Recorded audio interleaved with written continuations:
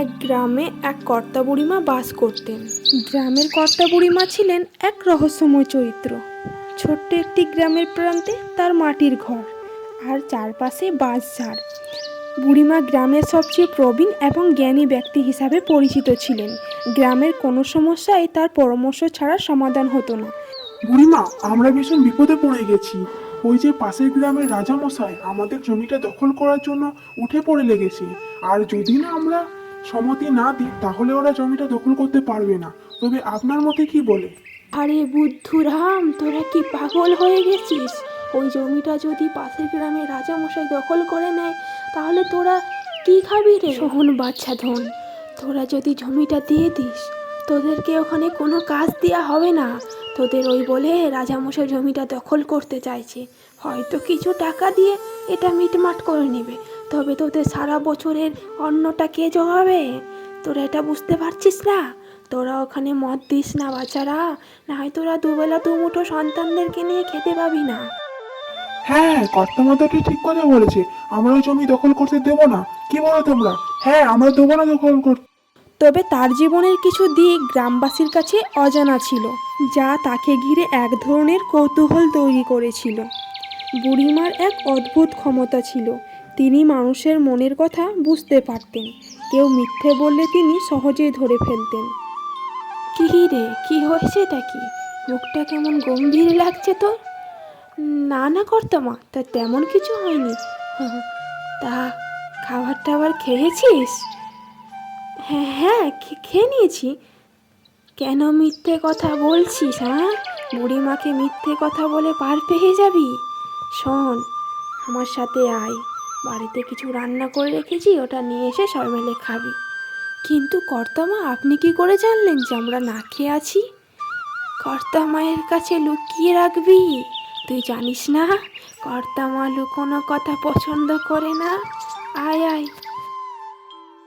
এমনকি তিনি গ্রামের বাচ্চাদের অসুখ হলে তার ঘরোয়া ওষুধ বানিয়ে তাদেরকে দিতেন, যা সবসময় কার্যকর হতো। তোর মেয়ে এখন কেমন আছে? হ্যাঁ হ্যাঁ গিন্নিমা, আগের থেকে আমার মেয়ে অনেকটাই ভালো আছে, সবই আপনার দয়ায়।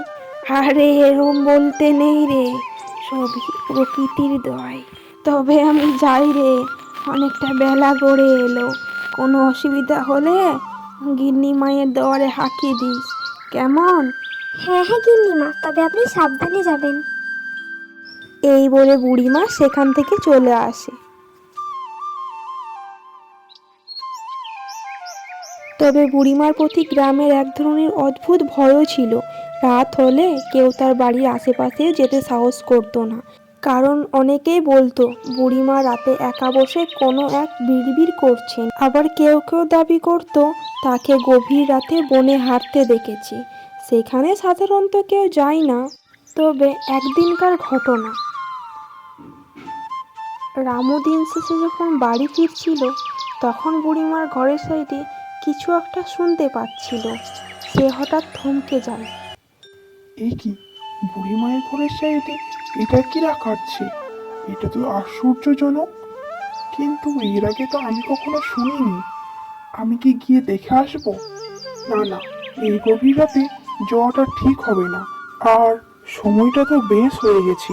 আমি বরং বাড়ি যাই, সকালে সবার সাথে আলোচনা করা হবে। না না, বেশ ভয়ানক ব্যাপারটা। একই রে রামু, তুই কাজে যাসনি আজ?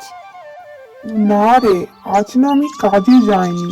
তার কারণ কালকে অনেক রাত পর্যন্ত ডিউটি করেছি তো, তাই আজকে ম্যানেজার বারণ করে দিয়েছে, আজকে রেস্ট নিতে বলেছে। তো তোকে একটা কথা বলার ছিল আমার। কাল যখন আমি গিন্নি মায়ের ঘরের সাইডে আসছিলাম, কিছু একটা শুনতে পাচ্ছিলাম, কি যেন একটা বিড়বিড় করছিল। যেহেতু আমি যাইনি ওখানে, কারণ রাতটা বেশ গড়ে এসছিল রে। তুই কি এর ব্যাপারে কিছু জানিস? আরে হ্যাঁ হ্যাঁ, এ ব্যাপারে তো সারা গ্রাম জুড়ে সবাই জানে। তুই জানিস না কেন? মানে মানে ওই যে বুড়ি মা, সবই তার ঠিক আছে, তবে কি সব বিড়বিড় করে রাতের মধ্যে। আবার অনেকে বলে যেন হাঁটতে দেখে, তবে আমি অবশ্য কখনো দেখিনি। ওই যে গ্রামবাসীর মুখেই শোনা কথা। যাই হোক, গিন্নিমা তো আমাদেরকে কখনো অত্রুটি বাসে না, সবার পাশে এসে দাঁড়ায়। ওসব ছাড়, আমাকে আবার কাজে বেরোতে হবে। যাই যাই। আর এটা বলে সুজন ওখান থেকে চলে যায়। আর এখানেই শুরু হয় রামুর মনের কৌতূহল। তার এটাই জানার ছিল যে বুড়িমা রোজ রাতে কী করে। আর এটা তো খুব ভয়ানক একটা ব্যাপার ছিল বুড়িমায়ের পক্ষ থেকে। রামু এমন একটা ছেলে যে তার মনের কথা কখনোই মনে রাখে না, সেটাকে সবসময় প্রমাণ করার চেষ্টা করে। এই জন্যই গ্রামবাসীর কাছে এই ব্যাপারে আরও আলোচনা করে। আর সবাই মিলে তাদেরও মনে একটা কৌতূহল জাগে যে বুড়িমা রোজ রাতে কী করে। এইভাবেই চলতে থাকে। আর সে তল্লাশি নিতে থাকে বুড়িমায়ের ঘরের সাইডে আইডে। হঠাৎ একদিনকার ঘটনা। বাইরে কে আছিস বাছারা, ভিতরে আয়। আমি কে সেটা জেনে তোরা কি করবি? আমি যেটা আছি সেটাই আমাকে থাকতে দে। এটাই তোদের উপর মঙ্গল হবে। আমার গভীরে যাস না তোরা, গভীরে যাস না বাছারা। না না গিন্নিমা, আমরা আর গভীরে যাব না। আমাদেরকে মাফ করবেন, আমাদেরকে মাফ করবেন গিন্নিমা, আমাদের ভুল হয়ে গেছে। এ তো আমাদের গিন্নিমা মানুষরূপে প্রকৃতি। আরে আমরা ভুল করছিলাম জানতে চেয়ে। না না, আমাদের ভুল হয়ে গেছে। এ বলে গ্রামবাসীরা ওখান থেকে চলে যায়। তারপরে আগের মতোই হয়ে যায় গ্রামটা। আদর, স্নেহ, মায়া, মমতা, শান্তশিষ্ট প্রকৃতির মায়ায় জড়িয়ে থাকে গ্রামবাসীর লোকেরা। তবুও বুড়িমার প্রতি গ্রামবাসীদের শ্রদ্ধা ছিল, কারণ তিনি কখনোই কাউকে কষ্ট দিতেন না। আর সে একটা কথাই বলতো, প্রকৃতি আমাদের যা দিয়েছে তা ফিরিয়ে দাও, প্রকৃতি তোমার পাশে থাকবে। গ্রামের কর্তা বুড়িমা ছিলেন প্রকৃতির এক আশ্চর্য দান, রহস্যময় জ্ঞানী এবং সবাইকে আগলে রাখা এক মমতাময়ী চরিত্র। তো বন্ধুরা, ভিডিওটা ভালো লেগে থাকলে লাইক দিয়ে চ্যানেলটিকে সাবস্ক্রাইব করে দিবেন পরবর্তী ভিডিওটা দেখার জন্য। আর কমেন্টে জানাবেন কেমন হয়েছে।